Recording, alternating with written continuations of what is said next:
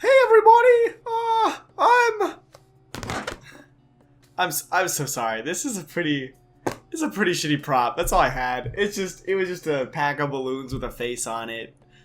I like to bring some excitement to my videos, and that was a pathetic attempt.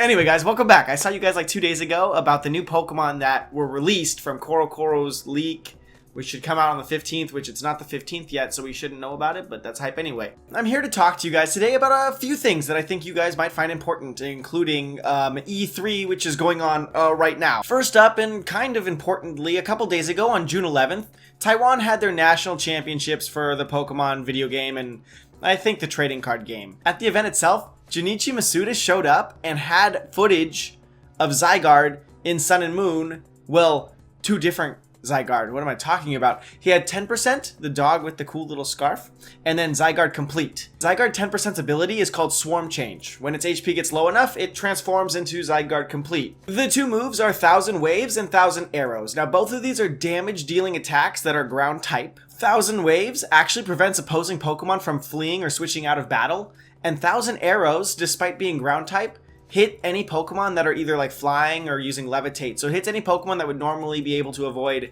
that ground type attack. Next up, if you've been living under a box, you might not know that Pokemon Go has had its North American beta release, starting, I think it was May 25th, so weeks ago. With this update, Niantic, the people developing this game, they're the same people who did Ingress, which I've never played and I've never pronounced before, so that was probably wrong. But they updated their website with a couple more features of things that they're working on for Pokemon Go, including something like Pokemon incubators to help you hatch eggs faster. There's also apparently a new way that trainers can help their Pokemon evolve, which they claim opens up a new facet of gameplay or something. I don't know. I think the most important thing they said, though, is out of everyone in the beta so far, from New Zealand to Australia to the US and Japan, no one's got a Venusaur yet. No one. Literally no one has gotten a Venusaur, so it really is the starter that no one loved.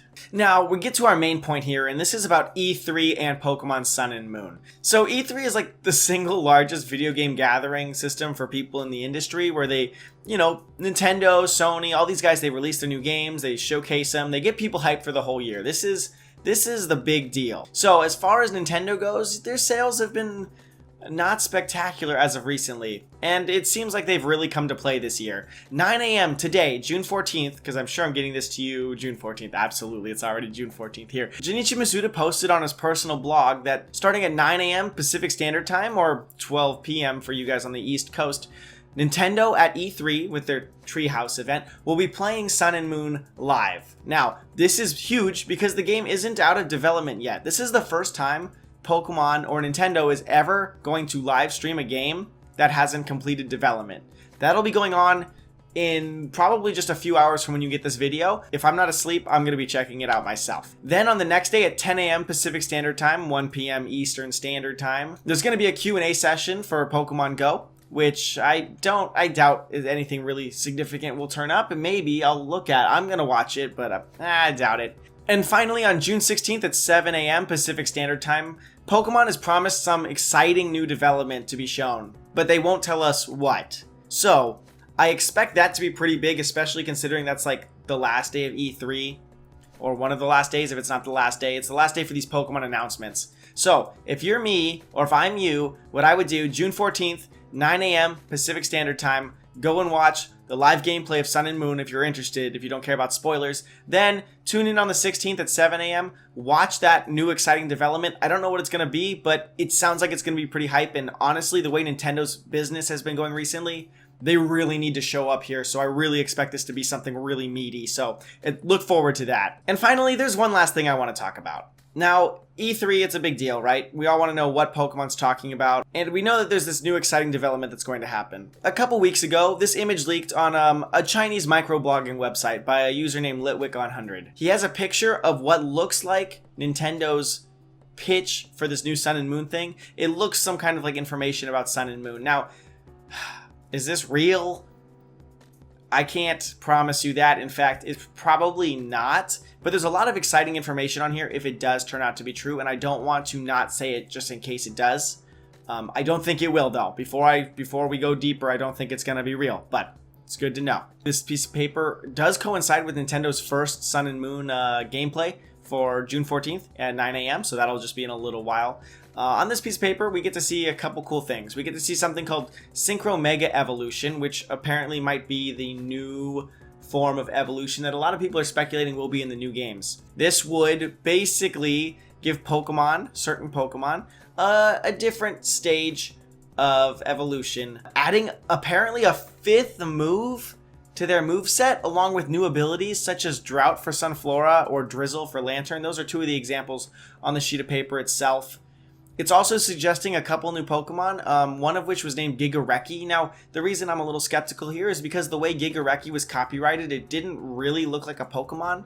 Pokemon are usually copyrighted the same way. I had a video on this a couple weeks ago, and Gigareki looked extraneous. It looked out of place, so a lot of people thought that maybe Gigareki would be for a different game entirely. Doesn't mean that it's not a Pokemon, but if someone was to create a fake, I could see someone easily falling for this idea that, oh shit, there was hype on the internet for Gigareki, let me put this on my sheet of paper. And then it also talks about like a new form of Rotom called Cleaner Rotom, which is like a vacuum cleaner. I don't know. It also talks about a couple other different Rotom forms getting new signature moves added to them.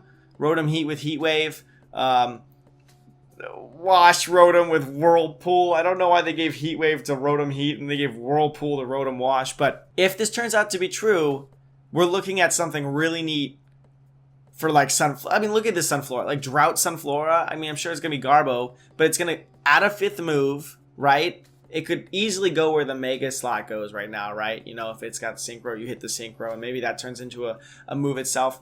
Like a Drizzle for Lantern. Don't get your hopes up. Time and date do correspond correctly. Could somebody else have found that out easily? Yes. Could this have been faked really easily? Yes, it really could have. But there's no use in me not telling you because the announcement's going to happen in a few hours and we might as well get hype anyway. Okay, that's it from me. That's all I have to say. I want to keep this short because I know I got to get this out to you guys now so that you know before the E3 event happens. Other than that, hope you guys are having a great day. I'm going home for this week, so you won't see me for a couple days, but God, I am so dumb. Thank you, Stump. Thank you. It's really hard to record when everybody else is just standing outside your door listening to what you're saying. Keep a lookout for the E3 stuff. That's going to be the most exciting. Other than that, just small little things happening that I thought might pertain to your interests. And if not, well, you have shitty interests because I thought it was interesting. So, yeah. Talk to you guys later. Peace.